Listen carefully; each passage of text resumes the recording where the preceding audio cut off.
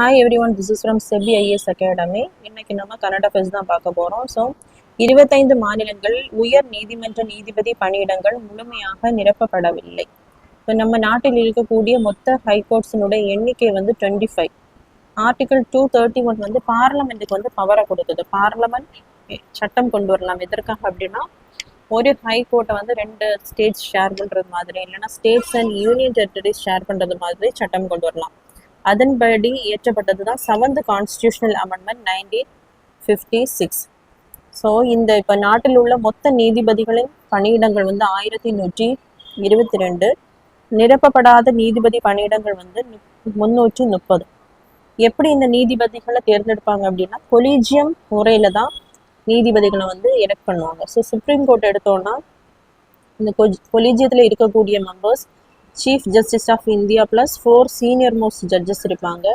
High court கொலீஜியம்னு சொல்லும்போது high court judge plus 2 senior most judges வந்து இருப்பாங்க. இவங்க தான் மற்ற ஜட்ஜஸை வந்து சூஸ் பண்ணுவாங்க. இவங்க சூஸ் பண்ணி சென்ட்ரல் கவர்மெண்ட் கிட்ட ப்ரொபோசல் கொடுப்பாங்க. ஸோ நியமனம் பண்ணுவது யாருன்னா இந்த சென்ட்ரல் கவர்மெண்ட் தான்.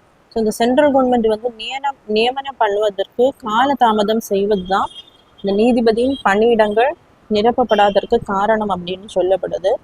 ஸோ இப்படி நீதிபதியின் பணியிடங்கள் நிரப்பப்படாத போது வழக்குகள் வந்து அதிக அளவில் வந்து தேங்குறதுக்குள்ள வாய்ப்பு இருக்கு. ஸோ அலகாபாத்தில் பார்த்தீங்கன்னா நிரப்பப்படாத பணியிடங்களின் எண்ணிக்கை 76, மும்பையில் 26, பஞ்சாப் ஹரியானாவில் 25, அதே மாதிரி ராஜஸ்தானில் 7, திரிபுராவில் பார்த்தீங்கன்னா 1, சென்னையில் வந்து 19 காலி இடங்கள் வந்து இருக்கு. ஸோ நெக்ஸ்ட் பார்த்தீங்கன்னா, இந்திய மற்றும் பிரிட்டன் கடற்படைகள் வந்து ஒரு கூட்டு பயிற்சியில் வந்து ஈடுபட்டிருக்காங்க. எங்கே அப்படின்னா, இந்திய பெருங்கடலில். ஸோ இந்த பயிற்சிக்கு என்ன பேரிட்டிருக்காங்க அப்படின்னா, எக்ஸசைஸ் கொங்கன்.